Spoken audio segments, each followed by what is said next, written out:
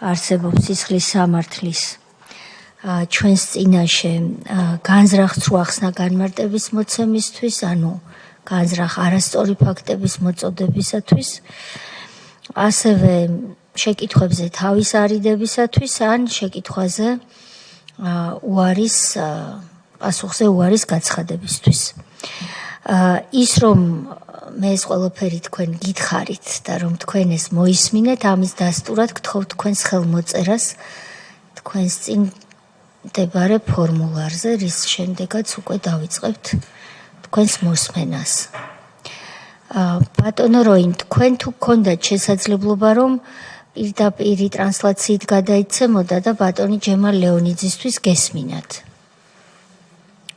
თუ ეს ასეა, მაშინ ალბათ ძალიან მოკლედ თავისუფალი თხრობის რეჟიმში რომ გვითხრათ, რა გაქვთ ჩვენთვის ამ საქმესთან დაკავშირებით სათქმელი და დიდი მადლობა რომ მობრძანდით და თქვენი საადვოკატო საქმიანობის დრო დაგვითმეთ და მალევე გადავიდოდით კითხვა-პასუხზე. როგორც თქვენ გირჩევნიათ, ისე მოვიქცევით.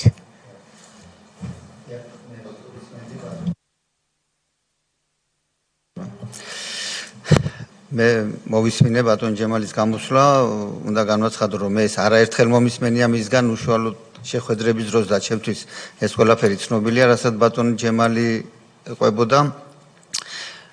გარდა იმ საკითხების, რაც მის სისხლის სამართლებრივ ნაწილს შეეხება, იმიტომ რომ მე არ ვარ სისხლის სამართლის ადვოკატი და ამიტომ ის თემები, რაც სისხლის სამართალთან, მის დაპატიმრებასთან იყო დაკავშირებული, ეს ჩემთვის უცნობია.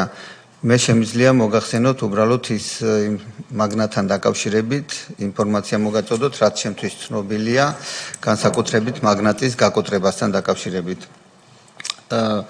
ბატონ ჯემალს მე 2000-იანი წლების დასაწყისიდან ვემსახურები მის კომპანიებს უწევდი საადვოკატო მომსახურებას. ძირითადად ეს იყო საგადასახადო დავები, ადმინისტრაციული დავები და შემდეგ უკვე მაგნატთან დაკავშირებით აქტიურად ვიყავი ჩართული, ვინაიდან მაგნატის გაკოტრება, რადგანაც მე ამ დარგის სპეციალისტი ვარ, უშუალოდ ბატონ ჯემალი ჩემგან იღებდა კონსულტაციებს. მაშინაც კი, როდესაც ის დაპატიმრებული იყო, ვინაიდან იქიდან გარკვეულწილად ითხოვდა რაღაც საქმედებების განხორციელებას პროცესზე, გაკოტრების წარმოების დროს, რომ მაგნატი რაც შეიძლება გვიან ამოშლილიყო რეესტრიდან, რომ მალევე არ გაკოტრებულიყო. მისი მოთხოვნა ეს იყო, ვინაიდან მაგნატს როგორც ის ამბობდა, გააჩნდა ქონებები, გააჩნდა ფულადი სახსრები და საჭირო იყო, რომ გაკოტრების მმართველებს უნდა ითქვას, რომ მაგნატის გაკოტრების წარმოებას 3 მმართველი ახორციელებდა იმ პერიოდში. თავიდან იყო მეურვე, შემდეგ გაკოტრების მმართველი და ბოლოს, როდესაც კანონში შევიდა ცვლილება, საუბარია 2007 წლის კანონზე, გადახდის უნარობის საქმეთა წარმოების შესახებ, საახსრულებო ბიურო ჩაერთო როგორც მმართველი და საახსრულებო ბიუროსაც, ასე ვთქვათ, ეკისრებოდა ის ვალდებულება, რაც ზოგადად მმართველებს ეკისრებოდათ და საუბარი იყო ქონების სრულად მოძიებაზე, რომელიც სამწუხაროდ არ მოხდა და მაგნატი, უფრო ზუსტი ვიქნები, მაგნატი 2006 ასე ერქვა ამ კომპანიას, ვინაიდან 2006-ში შეიქმნა. მაგნატი 2006 ისე ამოშალეს, ისე მალე დაასრულეს მისი გაკოტრების საქმის წარმოება, რომ მისი სრული ქონება არ იქნა მოძიებული ბოლომდე. ერთი ეპიზოდი, რაც ამ საკითხთან დაკავშირებით, რომლის შემსწრეც მე ვიყავი, ბატონმა ჯემალმა შემოგვითვალა, რომ იქ როდესაც დასრულდა და ანგარიში წარადგინა გაკოტრების მმართველმა, ბოლო მმართველი აღარ მახსოვს, ალბათ საახსრულებო ბიურო იყო აღმასრულებელი. მოგეხსენებათ კანონის თანახმად, როდესაც სრულდება გაკოტრების საქმის წარმოება, სასამართლო იღებს განჩინებას დასრულებისა და მისი რეესტრიდან ამოშლის შესახებ. და კანონში იყო ასეთ ჩანაწერი, რომ 15 დღით შეეძლო სასამართლოს გაეხანგრძლივებინა ქონების მოძიების საკითხი, მხოლოდ 15 დღით. და ბატონმა ჯემალმა მთხოვა, რომ მე ეს შუამდგომლობა დამეყენებინა. ეს შუამდგომლობა დავაყენეთ 15 დღით სასამართლომ გააგრძელა წარმოება, თუმცა ამ 15 დღე უშედეგო დამოიწურა, ვინაიდან სხვა ქონებები მაინც ვერ იქნა მოძიებული და სასამართლომ მიიღო საბოლოოდ გადაწყვეტილება, განჩინება გაკოტრების საქმის წარმოების დასრულებისა და შპს მაგნატი 2006-ის რეესტრიდან ამოშლის შესახებ. მაგრამ პარადოქსი ის იყო, რომ ეს განჩინება, რომელიც 2012 წელს იქნა მიღებული, მაშინვე არ აღსრულდა, იმიტომ რომ რაღაცა შეცდომა დაუშვა სასამართლომ თუ რა მოხდა ვერ გეტყვით, 2 წლის განმავლობაში აღნიშნული განჩინება რეესტრში არ იქნა მიტანილი, იმიტომ რომ განჩინება როცა რეესტრში წარედგინება, მხოლოდ ამის შემდეგ ამოშლიდა რეესტრი იმას მაგნატს იმიდან მონაცემებს წაშლიდა. მოხდა ისე, რომ 2014 წელს უკვე ესა მაგნატი ისევ აგრძელებს არსებობას. ბატონ ჯემალ ლეონიძე თუ არ ვწდები 2013 წელს გამოდის ციხიდან და ხედავს რომ მაგნატი ისევ რეესტრშია.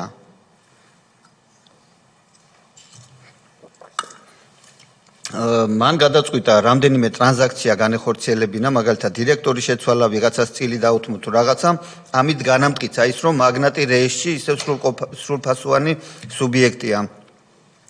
და მაგრამ რაც თავარია, დაიწყო დავა იმ მართველების წინააღმდეგ, რომლებმაც მისი აზრით ქონებები ბოლომდე ვერ მოიძიეს და ზიანის ანაზღაურების სარჩელი შეიტანა სასამართლოში უკვე როგორც მაგნატმა. ანუ მაგნატის მიმართ გაკოტრების წარმოება მართალია დასრულებულია, მაგრამ რადგანაც სუბიექტი არსებობს, ის როგორც პროცესუნარიანი სუბიექტი შედის სასამართლოში სარჩელით. მოხდა ისე, რომ აღნიშნული საქმე, ეს სამოქალაქო საქმე მოხდა იმ მოსამართლესთან, რომელმაც გამოიტანა ეს განჩინება გაკოტრების საქმის წარმოების დასრულების შესახებ და მოსამართლე მიცოდა რომ მან დაასრულა ეს საქმე და ამიტომ მისთვის გასაკვირი იყო რომ ისევ მაგნატი ჩივის ის მაგნატი რომელიც მან გააკოტრა. ამიტომ სასამართლო მაშინ შეწყვიტა საქმის წარმოება, რომელიც ჩვენ კერძო საჩივრით გავასაჩივრეთ, ვინაიდან სუბიექტი არსებობდა და შეწყვეტა არასწორი იყო.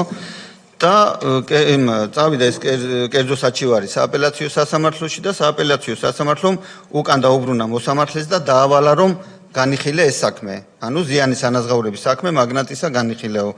ამის შემდეგ მოსამართლემ ეს განჩინება თავისი თანაშემწის ხელით წაიღო რეესტრში და რეესტრმა ამოშალა მაგნატი სარეგისტრაციო მონაცემები წაშალა და ამის შემდეგ უკვე კანონიერად შეწყვიტა ეს საქმის წარმოება, ვინაიდან სუბიექტი არ არსებობდა. ამის შემდეგ უკვე ბატონ ჯემალი იწყებს როგორც 75% წილის პარტნიორი მაგნატის სასამართლოში დავას, თუ არ ვწდები ეს სარჩელი 2017 წელს აღიძრა, იმისათვის რომ მაგნატი ისევ ესე იგი რეესტრში გაცოცხლებულიყო, ჩვენ ამას იურისტები ხელახალ გაცოცხლებას ვეძახით, რაც იმას ნიშნავს, რომ რეესტრში აღდგენილიყო და შემდეგ როგორც სრულყოფილ სუბიექტს გაეგრძელებინა დავა თავის ქონებებთან დაკავშირებით. მე ხლა ამ დავის დეტალებზე ვერ ვისაუბრებ, იმიტომ რომ ეს არის მოქმედი დავა. აღნიშნული დავა ავიდა უზენაეს სასამართლოში, უზენაესმა სასამართლომ გარკვეული მითითებებით დაუბრუნა სააპელაციო სასამართლოს და დღეს 27 მარტს არის ამ დავის გაგრძელება, შეიძლება გამოცხადებაც და რა ვიცი, იმედი გვაქვს რომ სასამართლო შპს მაგნატ 2006 რეესტრში აღადგენს, რითაც მას მისცემს შესაძლებლობას გააგრძელოს თავისი ქონებების ირგვლივ დავა.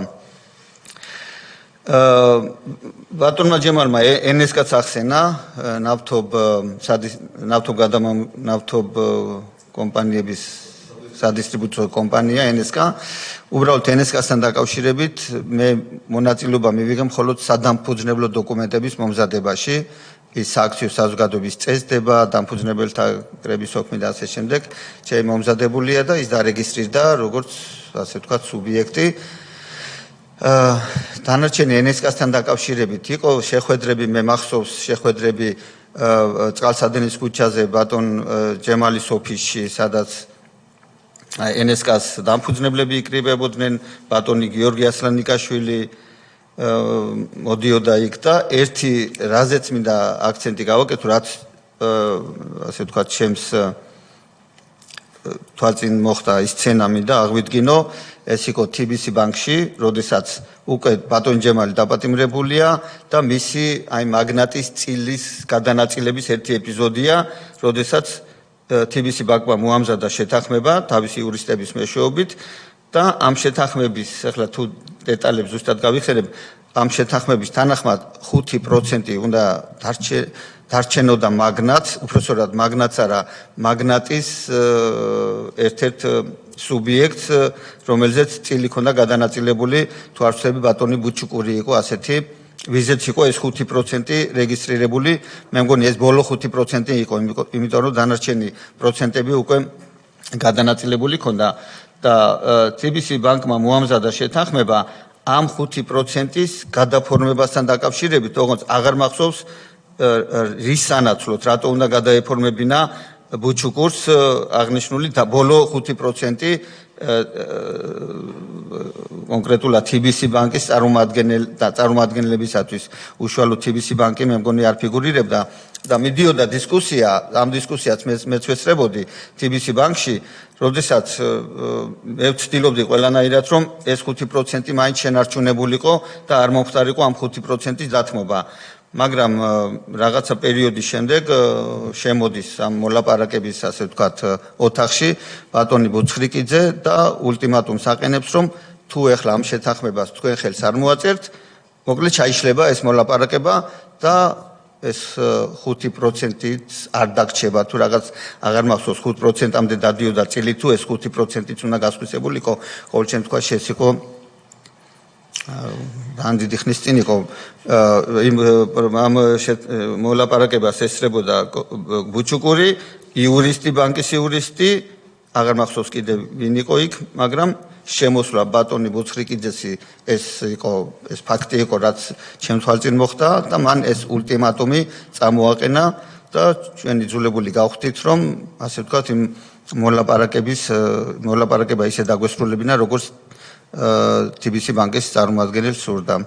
აი ეს იყო ჩემი შეხება ძირითადად TBC ბანკთან, დანარჩენი მე ძირითადად მაინც საპროცესო და საადვოკატო მომსახურებაში ვიყავი ჩართული სასამართლოებში ბატონ ჯემალთან მიმართებაში. დიდი მადლობა. გადავიდეთ ალბათ კითხვა-პასუხის რეჟიმზე, ვის სურს ბატონი გურამი, ბატონი ალეკო, ბატონი ბაატა. გამარჯობათ ბატონ როიმ, დიდი მადლობა მობრძანებისთვის. აი ამ ეპიზოდთან მექნება კითხვა, როცა თქვენ თქვით, რომ როდესაც TBC ბანკში იყო შეხვედრა შეთანხმებასთან დაკავშირებით და ეს ის პერიოდი, როდესაც ბატონი ჯემალი იმყოფება საპატიმროში და საუბარია ამასთან დაკავშირებით, რომ მოხდეს წილების გადაფორმება. რომ 5% დარჩება რომელიღაც ამ პიროვნებას და დანარჩენი უნდა გადაფორმდეს.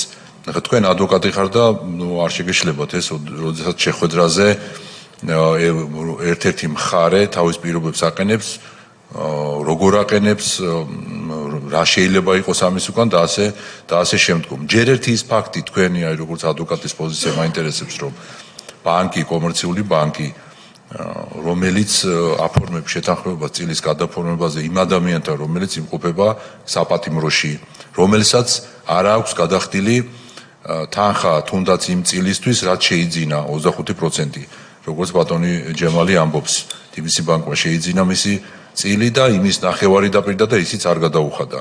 ამ შემთხვევაში თან შემოდის გენერალური დირექტორი და იმ დარჩენილი წილი რაც არის, იმის გასხვისებაზე საუბრობს და თან ულტიმატუმს აყენებს, რომ თუ ესე არ მოხდება, როგორც TBC ბანკს სურს, მაშინ ის წილებიც არ დარჩება, რაც შეიძლება დარჩეს ამ შეთანხმების ხელმოწერის შემთხვევაში. აი თქვენ სამართლებრივად გასაგებია, რომ ეს არის აბსოლუტურად მიუღებელი და გაუგებარი, მაგრამ რა შეიძლება დაგჭათ, რომ ამ შემთხვევაში გენერალური დირექტორი ამ ბანკის თვითონ დამოუკიდებლად მოქმედებდა მას კომერციული ბანკის დირექტორს რა ბერკეტი შეიძლება ქონოდა, რომ იმ შემთხვევაში თუ არ მოაწერდა ხელს ბატონი ჯემალი ან მისი ნდობით აღჭურვილი პირი, კომერციული ბანკის დირექტორი რანაირად არ დაუტოვებდა წილს, მაგალითად რაც ქონდა. ანუ ამ შეთანხმებას ხელს თუ არ მოაწერდა, რა ბერკეტი შეიძლება ქონოდა ეხლა კომერციული ბანკის დირექტორს, ანუ რისი მუქარის საშუალება ქონდა. ანუ უბრალოდ როგორც აი ადვოკატს თუ გაგიჟდათ ეს შეგრძნება, რომ მის უკან როგორც ჩანს რაღაცა ძალები იყვნენ, რომლის ასე ვთქვათ იმედადაც ბატონი ბუცხრიკიძე აი ამ ულტიმატუმს აყენებდა. მადლობა. იცით როგორ არის ახლა რა თქმა უნდა გარკვეული შეფასება შეიძლება ადვოკატმა გააკეთოს და ეს შეფასება მან თავის თავში გააკეთოს, მაგრამ იმ მომენტში ბატონ ჯემალისგან მქონდა ასე ვთქვათ მოთხოვნა, მითითება, რომ რამენაირად ჩვენ ეს 5% ამ 5%-ზე ყოფილიყო საუბარი და შეგვენარჩუნებინა. ანუ ყველანაირი, მე მქონდა ჩემი ასე ვთქვათ კლიენტისაგან მითითება, რომ ამ 5%-ის ირგვლივ ხარ რა პირობებში მოხდებოდა და როგორ ახლა თვითონ შეთანხმება შედგენილი იყო თბილისის ბანკის მიერ. ეს შეთანხმება მე მგონი წინასწარ გაცნობილი იყო, შეგზავნილი ჰქონდათ ციხეში ჯემალთან და ჯემალისთვის ცნობილი იყო თუ არ ვცდები ამ შეთანხმების პირობები, იმიტომ რომ ბატონ ჯემალი უფრო ისე საუბრობდა, რომ მისთვის ცნობილი უნდა ყოფილიყო. და მით უმეტეს მისი წარმომადგენელი ბატონი ბუჩუკური ესწრებოდა ასე ვთქვათ მის სახელზე იყო ეს 5% და შეიძლება დავაზუსტო ბატონო პირველ რიგში მოგესალმებით და გიდასტურებ ჩემ პატივისცემას მადლობა რომ მომბრძანეთ თუ სწორად მახსოვს ბატონმა ჯემალმა ბრძანა რომ მისი ნდობით აღჭურვილ პირზე იყო 25% არჩენილი და მე თქვენასაც ახსენებთ 5%-ს მანდ იყო აი ეს წყალსადენის ქუჩაზე შეხვედრასთან დაკავშირებით მან ახსენა რომ ასლანიკაშვილი კონფლიქტური ვითარება შეიქმნა და ითხოვდა 20%-ის გადაფორმებას და ბატონ ჯემალს რჩებოდა მხოლოდ 5% და 20% და მე როგორც თვითონ ახსნა ესე იგი ამ TBC ბანკში შეხვედრისა საუბარი იყო რომ იმ 20 თუ არ დათმობდა იმ 5-ს დაკარგავდა ანუ 25-ს მთლიანად დაკარგავდა ესე ხომ არ იყო რომ აღიდგინონ და გაიხსენონ ხო აი ვიცი რომ 5%-ზე იყო საუბარი აი ეს 5%-ის შენარჩუნებაზე თუ ანუ რაღაციდან 5%-ამდე და ასე ვთქვათ დასმა თუ პირიქით 5%-ის გამტკიცებაზე. ეხლა ეს ჩემთვის უბრალოდ აღარ, მაგრამ 5% ნამდვილად მახსოვს, ფიგურირებდა თვითონ იმ შეთანხმებაში და ესე ან დიდი ხნის წინ იყო, დაახლოებით 14-15 წლის წინ მე მგონი. თქვენ თუ იცით, აი თუ გახსოვთ ინფორმაცია თუ გაქვთ ბატონ ჯემალთან ვისაგზავნიდნენ საპატიმროში, რომ აი თქვათ ეს შეთანხმება უნდა იყოს და არა, მე მგონი სისხლის სამართლის ადვოკატები შედიოდნენ. ბატონ ჯემალთან თავისივე ადვოკატები ახლა ესე კონკრეტულად არ ვიცი, მაგრამ ეს შეთანხმება რო ცნობილი იყო ჯემალისათვის ეს ვიცოდი მე შეთანხმების პროექტი. როგორც მან თქვა ბატონი ბუთხეკიძის დანაბარები გადასცეს აი ზუსტად ის შეთანხმება რაც ამ ვერ გეტყვით. კი ბატონო, მადლობა. მოგესალმებით ბატონო როი. მე რამოდენიმე დროში მინდა დაზუსტება. ბოლო მართველი იყო როგორც თქვენ ახსენეთ უკვე საახსრულებლო ბიურო ხო? გაკუთრების მართველი. ვინ იყო მაშინ ახსრულების ბიუროს უფროსი, ხომ არ გახსოვთ? არ მახსოვს. რომელი წლებია ეს?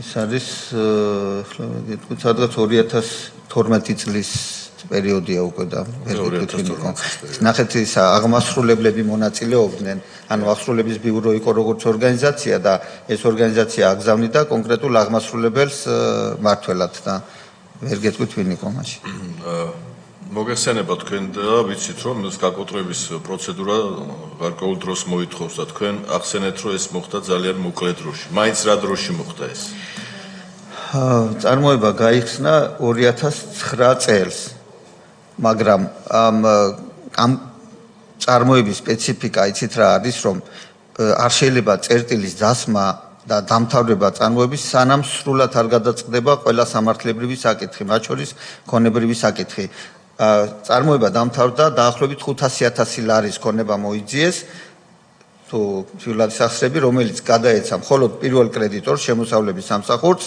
და დანარჩენი კერძო კრედიტორები დარჩნენ დაუკმაყოფილებელნი ეს კერძო კრედიტორები მერეც დაობდნენ მაგნატთან დაკავშირებით მაგრამ ხელი შემშლელი რა იყო ვინ უშლიდა ქონების მოძიებაში ხელს თქვენ მოდი ასე ვთქვათ კანონიც იყო ძალიან ცუდად მოწყობილი 2007 წლის კანონი იყო ძალიან ცუდი კანონი რომელიც ცდილობდა რომ სწრაფად დამთავრებულიყო გაკოტრების წარმოებები და ქონებები სწრაფადვე გადანაწილებული იყო ძირითადი კრედიტორების ხელში და მაშინ ძირითადი კრედიტორები იყვნენ ბანკები შემოსავლების სამსახური ანუ კანონიც ცუდი კანონი იყო ქონდა იმ პერიოდში აი 15 დღიანი ვადა რაც მე ვახსენე როგორ შეიძლება კანონში ჩაწერო უბრალოდ 15 დღეში უნდა მოიძიოთ ესა ყველა ქონება და დაასრულოთ წარმოება. როცა მაგალითად ჩვენ ხო გერმანულ მოდელზე ავაგეთ ეს კანონი, იქ ვადაც კი არ არსებობს, სანამ არ დაასრულებს და გაკოტრების მმართველი ნოლამდე არ დაიყვანს თავის ანგარიში, რომ მე ყველა ქონება მოვიძიე, ყველა ქონება გავყიდე, გადავანაწილე, დარჩა 0, ხოლო ამის შემდეგ მთავრდება გაკოტრების წარმოება. და აქ ბატონ ჯემალი ციხიდან იწერებოდა, ითხოვდა რომ ნუ დაასრულებთ, იმიტომ რომ ქონებები გვაქვს. ის ქონება, რაც ბატონმა ჯემალმა ახსენა, მისი ქონებებიდან გაყიდული თანხა, სადაც სხვა ანგარიშზე რო განათავსეს. აი გაკოტრების მმართველებს უნდა მოეძიათ სწორედ ის ანგარიში, საწავი და ნასყიდობის თანხა. და ამ ანგარიშის მოძიების შესაძლებლობა არ დატოვეს და შესაბამისად გაკოტრების წარმოება ეს თანხა რო შემოსულიყო, გაკოტრების წარმოება დამთავრდებოდა შეწყვეტით, ანუ მაგნატი აღარ გაკოტრდებოდა. იმიტომ რომ ქონება საკმარისი ექნებოდა ყველა კრედიტორის გასასტუმრებლად. კი, იმიტომ მას ვკითხულობდა. ერთ კითხვასაც დავაზუსტებ, თქვენ ახსენეთ, რომ გაკოტრება დამთავრდა 2012 წელს ოფიციალურად განჩინება. 2012 წელს თქვენ ხო არ გახსოვთ დაახლოებით, როცა განჩინება არ წავიდა ივნისში დამთავრდა 2012 წლის ივნისში და განჩინება მიიტანეს 2014 წლის მაისში. მთელი 2 წელი, ანუ ისევ ცოცხალი იყო, ასე ვთქვათ, მაგნატი როგორც სუბიექტი. კარგი, მადლობა. უკაცრავად დასრულეთ ჩემი. ესო დავაზუსტოთ, ვინ მიიტანა განჩინებას? ხო, ამას მე ვიყენებდი მე გასაჩივრების დროს, მიიტანა მოსამართლის თანაშემწე და მაშინ მე ვამტკიცებდი, რომ როგორ შეიძლება მოსამართლის თანაშემწე იყოს დაინტერესებული პირი, იმიტომ რომ საჯარო რეესტრის კანონის თანახმად დაინტერესებული პირმა უნდა შეიტანოს განცხადება და ეს ერთ-ერთი ჩემი არგუმენტი იყო ამის გასაჩივრებაზე. და ეს იმ მოსამართლის თანაშემწე იყო, ვინც თავის დროზე გაკოტრების საქმის წარმოება და ვინც მერე შეგვიწყვიტა ზიანის ანაზღაურების დავები. ერთი კითხვა მაქვს ბატონო როინ, ასეთი თქვენ როცა აწარმოებდით ამ გაკოტრების საქმეს, შეპესე მაგნატი 2006-ის. ჩვენ თვის ბატონ ჯემალისგან გახდა ცნობილი ინფორმაცია, რომ როცა შეიქმნა ეს სააქციო საზოგადოება NSK, მაგნატისა და NSK-ს შორის დაიდო ნასყიდობის ხელშეკრულება $11 მილიონ, რითაც ეს აქტივები ბენზინგასამართ, ანუ ნავთობის ბიზნესთანაც იყო დაკავშირებული, გადაეცა NSK-ს. მე მგონი საწესდებო კაპიტალში უნდა შეტანილიყო. ნასყიდობა არ მახსოვს, უფრო მახსოვს, რომ საწესდებო კაპიტალში. თუ საწესდებო კაპიტალში უნდა შეტანილიყო, თქვენ ახლა ამ დარგის საუკეთესო სპეციალისტი ვწანდებით საქართველოში, ხო? თავისთავად აქტივი ქონება მხოლოდ მატერიალური ქონება ხო არ არის, აქ საუბრობთ აქტივებს. მაშინ NSK არ უნდა მომხდარიყო იმ მე საკუთრ უნდა გამხდარიყო, კი. NSK თუ გახდა არა, სხვა რამეს ვკითხულობ. ნახეთ, მაგნატის წინააღმდეგ დაიწყო გაკოტრება. NSK-ში თუ მაგნატმა საწესდებო კაპიტალში შეიტანა რაღაც ქონება, შესაბამისად ჩემი ვარაუდით საწესდებო კაპიტალში ვერ შეიტანდა, იმიტომ რომ თვითონ არ იყო NSK-ს აქციონერი. NSK-ს აქციონერი სხვადასხვა პირები იყო. ჩვენ როგორც ვიცით, ნასყიდობის ხელშეკრულება დაიდო. ნასყიდობის ხელშეკრულება თუ იყო დადებული, ეს მისაღები თანხაც, თუნდაც შემცირებული თანხა, რასაც ბატონ ჯემალი ამბობს 29.6 მილიონიდან 11 მილიონი ჩაწერეს. ეს ხო უნდა მიიღო მაგნატს ამ შემთხვევაში და ეს რატომ არ იქნა მოძიებული, ასე ვთქვათ, ეს რატო არ იქნა ჩართული აქტივების იმაში, ან დავა უნდა ეწარმოებინა, მიიღო, ამის გარეშე ხო ფიზიკურად ვერ უნდა დასრულებული იყო გაკოტრების პროცესი. ზუსტად სარჩელი რო ავზარით ჩვენ გაკოტრების მმართველების წინააღმდეგ, მე მახსოვს რომ $7 მილიონ ავზარით, რომ $7 მილიონ ზიანი მიაყენეს მათ, იმის გამო რომ ის თანხა, რომელიც მაგნატში უნდა მოსულიყო, არ მოვიდა და მათ ეს არ მოიძიეს. მე 7 მილიონი მახსოვს, მე ბატონ ჯემალი მიმტკიცებდა რომ 4 მილიონიანი სარჩელი იყო. ნუ ყოველ შემთხვევაში რამდენიმე მილიონის მოთხოვნა ჰქონდა მაგნატს ამ მმართველების მიმართ. და ეს ის თანხა იყო სწორედ რომელიც არ მივიდა მაგნატში და რომელიც არ მოიძიეს მმართველებმა. და მათ შორის იმან აღსრულების ეროვნულმა ბიურომ, რომელიც ბოლო მმართველი იყო. ანუ ფაქტიურად გამოდის, რომ აღსრულების ეროვნულმა ბიურომ, რომელიც გაკოტრების მმართველი იყო, რომლის პერიოდშიც დასრულდა გაკოტრების საქმის წარმოება, TBC ბანკის ფაქტიურად მმართველობის ქვეშ არსებული სააქციო საზოგადოება NSK-დან არ მოითხოვა და არ მიუთითა ის როგორც დებიტორი ამ შემთხვევაში, როგორც მოვალე გაკოტრების წარმოებაში. აი ანგარიში რო ამოვიღოთ, ბოლო ანგარიში გაკოტრების მართველის. იქ საუბარია მხოლოდ 480,000 ლარზე. რომელიც ის რომ უნდა მიიღოთ NSK-დან რაიმე თანხა, ეს არ არის იქ საუბარი.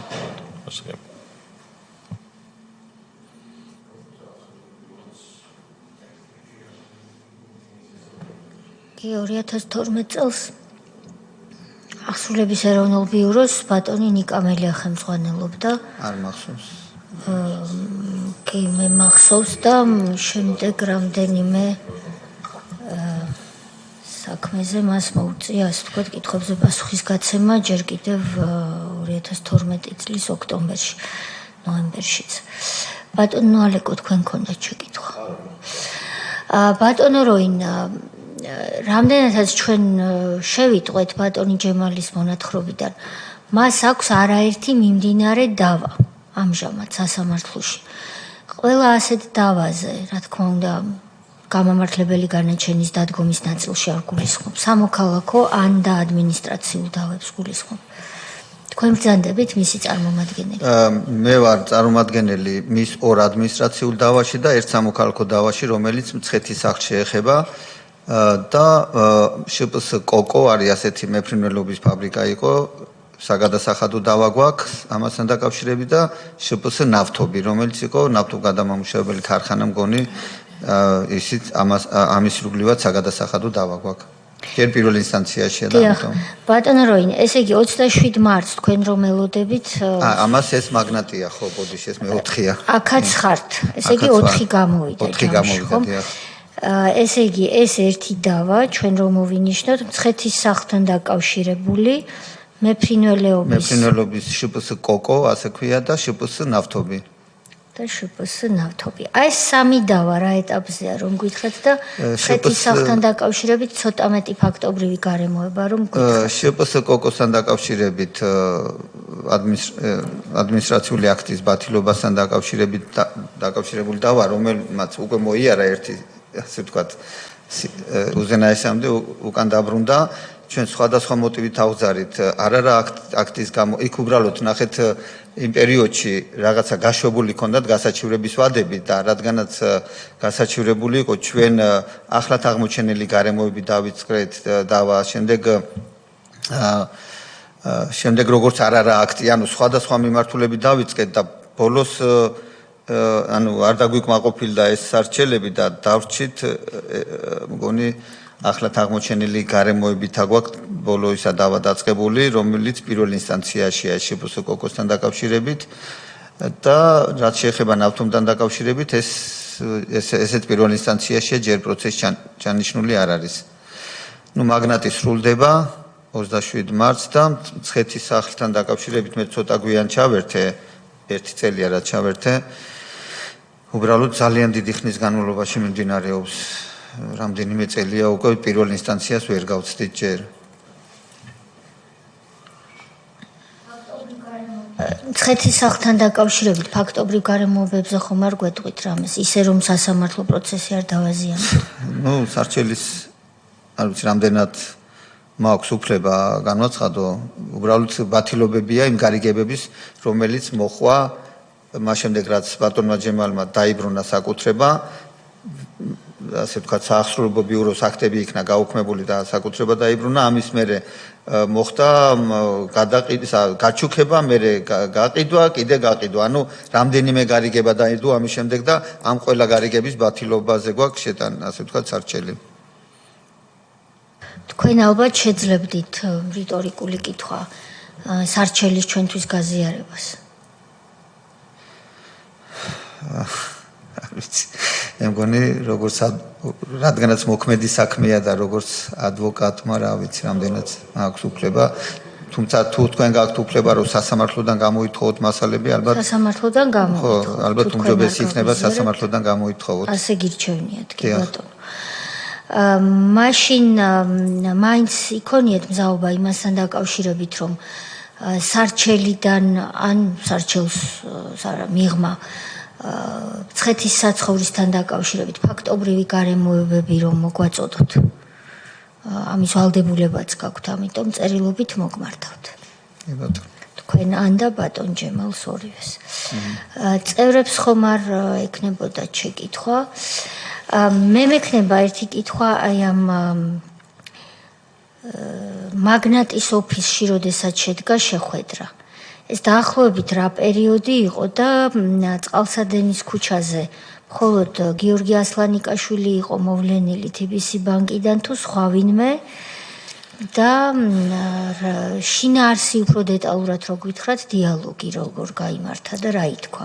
მე გამიჭირდება, იმიტომ რომ ასლანიკაშვილისთან ჩემი შეხება იყო უბრალოდ NSK-ს დაფუძნების ან დამფუძნებელ დოკუმენტებთან დაკავშირებით მონაწილეობა, თორე ეს კონკრეტული დიალოგები ჩემთვის უცნობია, იმიტომ რომ რაღაც საკითხები ჩემს გარეშე წყდებოდა. მე ვიყავი მხოლოდ სამართლებრივ საკითხებში ჩართული. გასაგებია. და რაც შეეხება ბატონი ბუცხრიკიძის ულტიმატუმს, ეს უკვე TBC-ის ოფისში ხდება. ეს იყო TBC-ის ოფისში, კი. თქვენ რატომ აღიქვით, რომ ეს იყო ულტიმატუმი? ბატონი ბუცხრიკიძე ხო არ იყო და აი მე მოვედი რომ შეგატყობინოთ ულტიმატუმის შესახებ. ეს არის თქვენი შეფასება. რამ გაფიქრებინათ რომ თუ არ მოაწერთ ხელს ჩაიშლება მოლაპარაკება. დიახ. ეს არის ულტიმატუმი ასეთ. ამის გამო აღიქვით. კი ბატონო. და რატომ იყო თქვენთვის მიუღებელი მოლაპარაკების ჩაშლა? იმიტომ რომ რამენაირად მინდოდა ის 5% გადამერჩინა ბატონ ჯემალისათვის, იმიტომ რომ თუ იმ 5%-საც დაკარგავდა, აღარაფერი რჩებოდა. ამიტომ მე ჩაჭიდებული ვიყავი ამ 5%-ზე. გასაგებია. და სწორედ ამიტომ აღიქვით ეს როგორც ასე ვთქვათ ულტიმატუმი.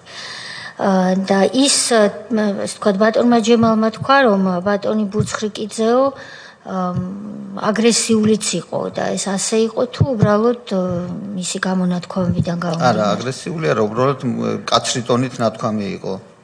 დიახ. და ვინ ესწრებოდა ამ შეხვედრას კიდევ? ესე იგი ბუჩუკური, ბატონ ჯემალის წარმომადგენელი, იურისტი TBC ბანკის, რომელმაც მოამზადა ეს შეთანხმება და დანარჩენები აღარ მახსოვს. მე მგონი კიდე იყვნენ ვიღაცეები, ახლა ვეღარ ვიცი. ბატონი ჯემალისგან თქვენ და ბატონი ბუჩუკური, ხო? მე და ბატონი ბუჩუკური, დიახ.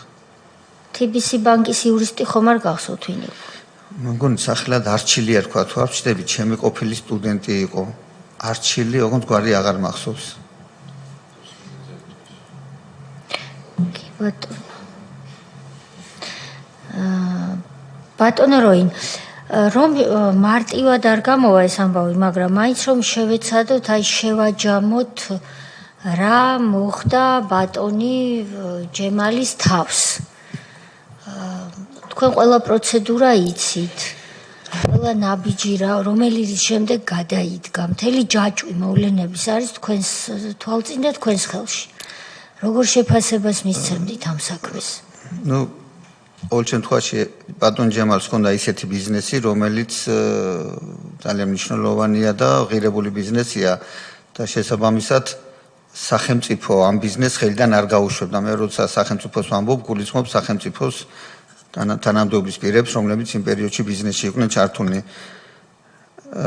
უბრალოდ მას არ შეარჩინეს, ჩამოართვეს ის ბიზნესი, რომელიც იყო ასე ვთქვათ, ძალიან ღირებული და მნიშვნელოვანი ბიზნესი შემოსავლის თვალსაზრისით და კერძო პირს უბრალოდ არ მისცემდნენ ამ ბიზნესის გაკეთების უფლებას. ეს უნდა ყოფილიყო აუცილებლად ჩინოვნიკების, მათი კონტროლის ქვეშ და ასე შემდეგ. მე რა თქმა უნდა ეს დაბეჭდილება დამჩა და ბატონ ჯემალი უბრალოდ გახდა მსხვერპლი აი ამ ბიზნესების ჩამორთმევის მოვლენის. გასაგებია და ბანკი ხომ ჩინოვნიკი არ იყო და აი ბანკის როლი, TBC ბანკის როლი თქვენ რაში დაჭირდა? ბანკების მეშვეობით ხდებოდა, ახლა ნახეთ ძალიან ბევრი გამიგია კიდევაც და ზოგიერთი ასე ვთქვათ ფაქტის მონაწილეც ყოფილვარ, როდესაც ბანკებს მაგალითად კრედიტი მიუციათ იმისათვის, რომ მე ასე ვთქვათ საკრედიტო მარწუხებში ჩაეგდო სუბიექტი და ასე ვთქვათ ბიზნესი წაერთმიათ. ეს იყო ჩვეულებრივი მოვლენა, ახლა მე ჩემი 25 წლიანი პრაქტიკის განმავლობაში ეს არაერთხელ შემხვედრია და არაერთხელ მომისმენია, ისე რომ ჩემთვის ეს ჩვეულებრივი მოვლენა იყო, რომ ბანკის მეშვეობით, ისე როგორც შემოსავლების სამსახური, საგადასახადო ინსპექცია იყო ერთ-ერთი ბერკეტი იმისათვის, რომ შესულიყვნენ გამოგონილი გადასახადები დაეწერათ და შემდეგ ამ გადასახადების მეშვეობით ხელში ჩაიგდოთ ბიზნესი და ის კანონი, რომელიც 2007 წელს მიიღეს, გადახდის უნარობის კანონი და მე ამას პენდუქიძის კანონს ვეძახი, სწორედ იქითკენ იყო მიმართული ძალიან მოკლე ვადაში ბანკს და შემოსავლების სამსახურს როგორ ჩაიგდოთ ხელში ის ბიზნესები, რომლებიც საინტერესო იყო მათთვის. ორი ძირითადი კრედიტორისთვის დაიწერა ეს კანონი, ბანკებისთვის და შემოსავლებისათვის. კი ბატონო, და რისი გასწორებისთვისაც ჩვენ მრავალი წელი დავხარჯეთ და როგორც იქნა მივიღეთ სხვა ტიპის ნორმები რამდენიმე წლის წინ და ამისთვის თქვენ მინდა სხვებთან ერთად მადლობა გადაგიხადოთ, იმიტომ რომ როდესაც ხარვეზებს სწავლობდით თუ რა ხარვეზი აქვს გაკოტრების პროცედურას, ადვოკატების ჩართულობა, მათ შორის პირველ რიგში ისეთი ადვოკატების, როგორც თქვენ ბრძანდებით, იყო მახსოვს იუსტიციის სამინისტროს უწყებათა შორის საბჭოში ძალიან მნიშვნელოვანი. და ჩვენ უკვე მივიღეთ ის საკანონმდებლო ჩარჩო, სადაც რეაბილიტაცია პრიორიტეტი და არა მიზანმიმართულად კომპანიის გაკოტრება და მით უმეტეს რეესტრიდან ამოიწყვა სამუდამოდ. სხვათა შორის ერთი ფაქტი გამახსენდა რეაბილიტაციასთან დაკავშირებით, როდესაც ეს ინიციატივა ბატონ ჯემალის გამოდიოდა, რომ ის კერძო კრედიტორები, რომლებიც დაუკმაყოფილებელნი დარჩნენ, მათ განცხადება გააკეთეს, მე ვეხმარებოდი ამ განცხადების გაკეთებაში, ვიმართეთ სასამართლოს, რომ რეაბილიტაციაზე გადაგვეყვანვა მაგნატი, მაგრამ ეს არ გამოვიდა, უარი უთხრეს ამ კრედიტორებს, იმიტომ რომ უმცირესენი იყვნენ, საჭირო იყო 50%-ზე მეტი კრედიტორის, ასე ვთქვათ, მოთხოვნა და ეს რეაბილიტაციის თემაც ჩაიხურა, ჩაიშალა. კი ბატონო, და ბოლო შეკითხვა, ბატონმა ჯემალმა არაერთ სატელევიზიო გამოსვლაში და დღესაც თქვა, რომ რამდენიმე ხნის წინ, ზოგჯერ თქვა 2 თვე, ხანდახან 3 თვე, ყოველ შემთხვევაში ცოტა პერიოდის წინანდელ ამბავს ყვება, მე გამოვითხოვეო რეესტრიდან მაგნატის შესახებ ინფორმაცია და დღესაც მას აქვს ქონება. რა ქონებაზეა საუბარი? აქ საუბარია 5 კომპანიაზე, სადაც მაგნატი გვევლინება 100%-იანი, 70%-იანი, 50-იანი და 40%-იანი წილის მესაკუთრეთ. ანუ ნახეთ მაგნატი იმიტომაც არ უნდა ამოშლილიყო რეესტრიდან და გაკოტრებულიყო, რომ მას იმ პერიოდში ჰქონდა კომპანიები, სადაც 100%, 70, 50, 40% წილი ჰქონდა. და ახლა ამ წილის უკან კიდე ამ ქონებებს რა ღირებულება გააჩნდათ, ეს კიდე სხვა ესეც შესაძლებელი იყო და გაკოტრების მართველებს ესეც უნდა მოეძიათ. ეს მოქმედი კომპანიებია და ერთ-ერთი მაგალითად გაკოტრების რეჟიმში ამ წუთში შპს ტიფლისი 3-7-იანი, ხოლო დანარჩენები იყო ის კომპანიები, რომლის უკანაც რესტორნები და სასტუმროები იყო. გასაგებია. ტანე კონცხი და ასე შემდეგ. უძრავი ქონება და სხვა რაღაცა, რომელიც გამოაცალეს ახლა იმ კომპანიებს, როგორც ჩემთვის ცნობილია და ამ წილის ღირებულება შეიძლება ისეთი დიდი აღარ არის, მაგრამ ყოველ შემთხვევაში რამდენიმე მილიონიანი ღირებულების წილი იყო იმ პერიოდში, როდესაც მაგნატი არსებობდა. კარგი, ბატონ პაატას გაუჩნდა ამას. როგორ გამოაცალეს ეს ქონებები, ხო არა გაქვთ ინფორმაცია ამას? სხვადასხვა ბანკების ვალები და ასე შემდეგ. იქაც რესპუბლიკა ბანკის თემა იყო ჩართული, გონი და ბატონო? ხო, რესპუბლიკა ბანკის და აი ეს მწვანე კონცხი განსაკუთრებით აქ რომ სანაპიროსთან რესტორანი რომ იყო სახელი დამოვიწყდა, ეხლა რომ ქართული სახლია, მახსოვს იმ რესტორანში შეხვედრები, ბატონ ჯემალთან შეხვედრებზე მივსულ ვარ და ეს მისი იყო ეს რესტორანი. გვირილა ერქვა, აღარ მახსოვს, აი დინამოს უკან, დინამო სტადიონის უკან, ეხლა რომ ქართული სახლია, ის იყო რესტორანი იყო, ბატონ ჯემალი იმას აკეთებდა, რა ქვია, ჩამოტანილი ქონდა გერმანული ლუდის სახარში ისენი, როგორ მახსოვს, რომ აპირებდა ლუდის წარმოება. გვირილა ერქვა მე მგონი, ხო? ისე რომ ეს წილები დღესაც არსებობს და 27 მარტს, როდესაც აი ჩვენ წინა პროცესზე ზუსტად ამაზე გავაკეთეთ აქცენტი სააპელაციო სასამართლოში, რომ მაგნატი თუნდაც იმიტომ უნდა გაცოცხლდეს, რომ ამ წილებს მიხედოს. სხვანაირად როგორ შეიძლება წილი არსებობს? ბოდიში კიდე ერთი მცირე დაზუსტება, ანუ როდესაც გაკოტრების საქმე დასრულდა, ეს ქონებები ჯერ კიდევ ამ შვილობილ კომპანიებზე იყო. იყო და დღესაც არის. არა, სხვა რამეს. მაშინაც კი, იმიტომ რომ აი რესტორანი მაგალითად ეს კომპანიები მანამდეა შექმნილი, აი 2005-ში, 6-ში, ანუ წილები და ნახეთ ბატონო, რაც გულისხმობს 2012 წელს გაკოტრება რომ დასრულდა. აი იმ მომენტში შეფესე მაგნატი 2006 ქონდა წილები სხვადასხვა კომპანიაში და ამ სხვადასხვა კომპანიებს, ანუ შვილობილ კომპანიებს ჯერ კიდევ ქონდათ ეს ქონებები და არ იყო გამოცლილი მაგ დროისთვის, ხო? არა. კი ბატონო. დიახ, ჩვენ აი ზუსტად უზენაესმა სასამართლომ მოითხოვა შეემოწმებინა 2012-დან 14 წლამდე რა ქონებები გააჩნდა მაგნატსო და ჩვენ წარუდგინეთ ზუსტად ეს დოკუმენტები ამ მონაწერები, სადაც წერია რომ მაგნატი ჯერ კიდე 2007-8 წელს შექმნილი კომპანიების მოწილია დღესაც და ეს კომპანიები დღესაც არსებობს და ჩანაწერი წერია რომ მაგნატი 2006 დამფუძნებელი პარტნიორი.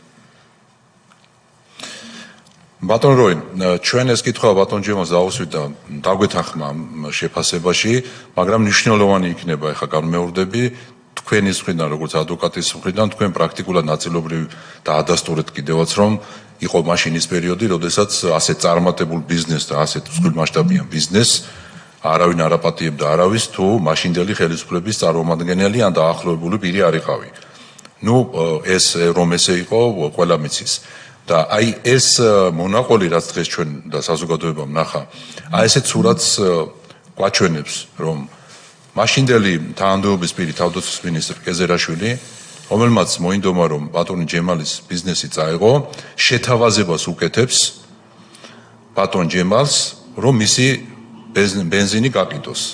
რაზეც უარი მიიღო და ამ უარის შემდგომ მყისიერად უკვე დროებით კეზერაშვილი ქრება, მაგრამ საქმეში ერთვება TBC ბანკი იმით, რომ ვადაზე ადრე უკანონოდ თხოვს დაფაროს ბატონმა ჯემალმა და მისმა კომპანიამ ვალი 3 მილიონი დოლარის ოდენობით. რა ძალიან გაუჭირდა ბატონ ჯემალს, მაგრამ მოახერხა და დაფარა ეს 3 მილიონი დოლარი და მყისიერად ამის შემდგომ, როგორც ვიცით, ბატონ ჯაფარიძეს მოეწონა ჭყალებში ფერები კომპანიის და სთავაზობენ ბატონ ჯემალს, რომ 25% TBC ბანკი შეიძენს ამ კომპანიიდან. შეფასება ხდება 7 მილიონი ნახევარ დოლარად და ხელშეკრულების წილის შეფასება 25%-ის ხელშეკრულების გაფორმების შემდგომ ეუბნებიან, რომ 7 მილიონი ნახევარ დოლარის ნაცვლად TBC ბანკი გადაიხდის ამ წილში 3 მილიონ დოლარს. ამის შემდგომ ხდება გადაფორმება ქონებების და როგორც აღნიშნა ბატონმა ჯემალმა და როგორც ფაქტები არსებობს, ბოლო ქონების გადაფორმის დღესვე აკავებენ ბატონ ჯემალ ლეონიძეს. პატიმარ ლეონიძესთან უკვე TBC ბანკი ისევ აგრძელებს ურთიერთობას. ერთ-ერთი ეპიზოდი არის თქვენც რაც დაადასტურეთ, მათ შორის ბატონი ბუცხრიკიძის ულტიმატუმები პატიმართან წილის გადაფორმებასთან დაკავშირებით და საბოლოოდ ისევ ჩდება არენაზე ბატონი კეზერაშვილი, რომლის ფლობელობაშიც გადმოდის აი ეს წილები, ძირითადი წილები.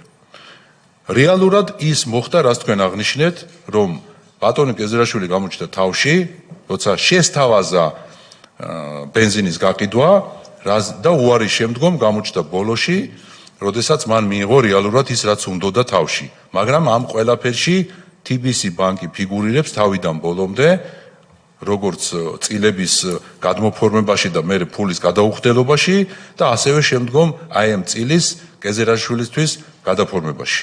აი ეს რეალური სურათია ძალიან მოკლედ, რაც დღეს საზოგადოებამ იხილა, ანუ ხელისუფლებამ რეალურად ბიზნესი დაარეკეტა TBC ბანკის მეშვეობით. გეთანხმებით. დიდი მადლობა დათანხმებისთვის.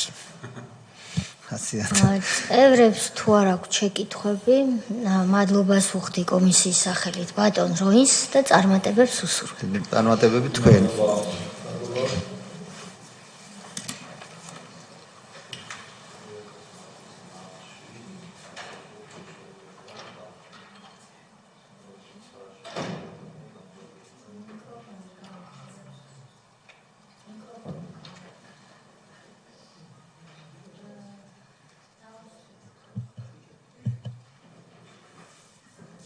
ჩვენ დღეს ესე იგი 4 საათამდე ვართ ზაობა გვაქვს სრული რომ ბატონ ბადრი ჯაფარიძეს მოусმინოთ თუ იქნება მისი სურვილი და თუ ეს ვერ მოხდება, როგორც მან არასწორი სტრატეგია აირჩია ჩემი აზრით, მაშინ ხვალდილით 10 საათზე, სანამ გავხსნით სხდომას, მოგვიწევს ვიმსჯელოთ მისი საქმის პროკურატურაში გადაგზავნასთან დაკავშირებით. თუ აღმოჩნდება ისე, რომ ის შეიცვლის პოზიციას და დღეს გვეწევა, სამდივნო შეგვატყობინებს და შევიკრიბებით დათქმულ დროს. ამიტომ წევრებს მინდა ვთხოვო, რომ დღეს 4 საათამდე იყონ პარლამენტის შენობაში. რაც შეეხება ხვალინდელ სხდომას, ჩვენ სხდომას ხვალ გავხსნით 10 საათზე.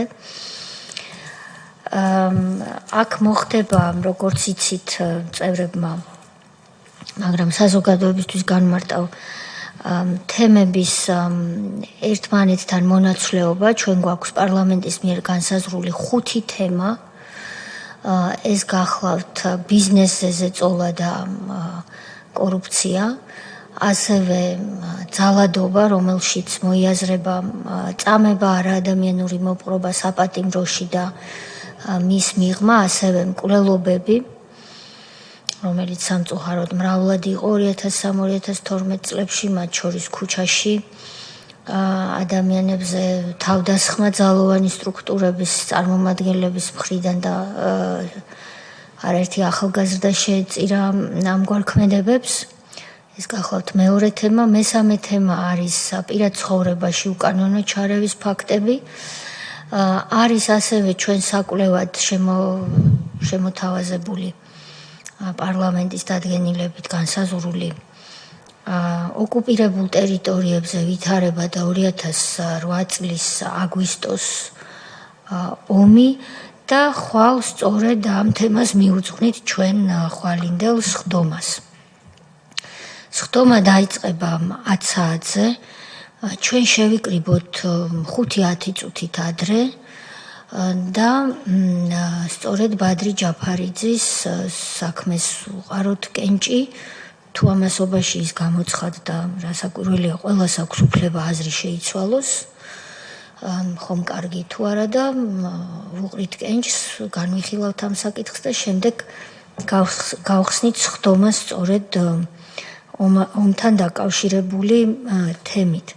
ხვალინდელი სხდომის მთავარი საკვლევი საკითხი იქნებოდა იმის დამიხედვით, როგორ გამოცხადდებიან დაბარებული პირები, 2008 წლის აგვისტოს ომის წინარე პერიოდი.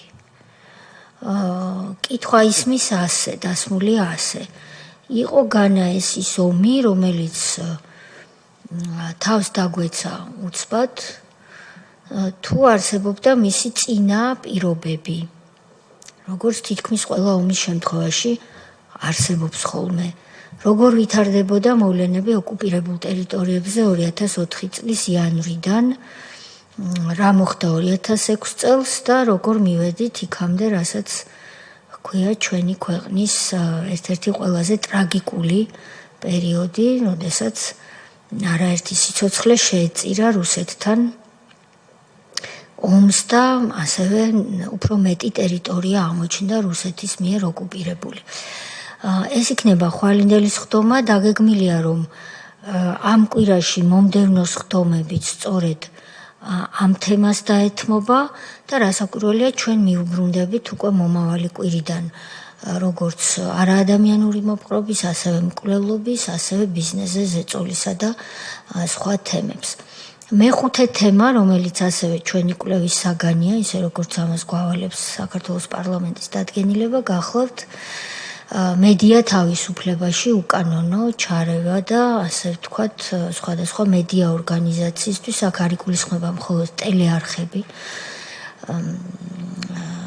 კერძო მედია კომპანიებისთვის, ასევე ქონების წართმევა და თავდასხმა და ხელყოფა იმისა, რაც დემოკრატიულ საზოგადოებაში უმნიშვნელოვანესია, ეს არის გამოხატვის თავისუფლება და გამოხატვის თავისუფლების ერთი კომპონენტია ინფორმაციის გადაცემა, ანუ მედიის თავისუფლება. ეს არის ის თემები, რაც ჩვენ უნდა ვიკვლიოთ მოკლე დროში. ჩვენი მუშაობა უნდა დავასრულოთ მაისში, როგორც ეს დაგვავალა პარლამენტმა, ამიტომ საზოგადოებამაც რო იცოდეს, წევრებმა იციან, რომ ჩვენ პრაქტიკულად ყოველდღიურ რეჟიმში ვიმუშავებთ უკვე დღეიდან. დიდი მადლობა ყველას. სხდომას დახურულად ვაცხადებ.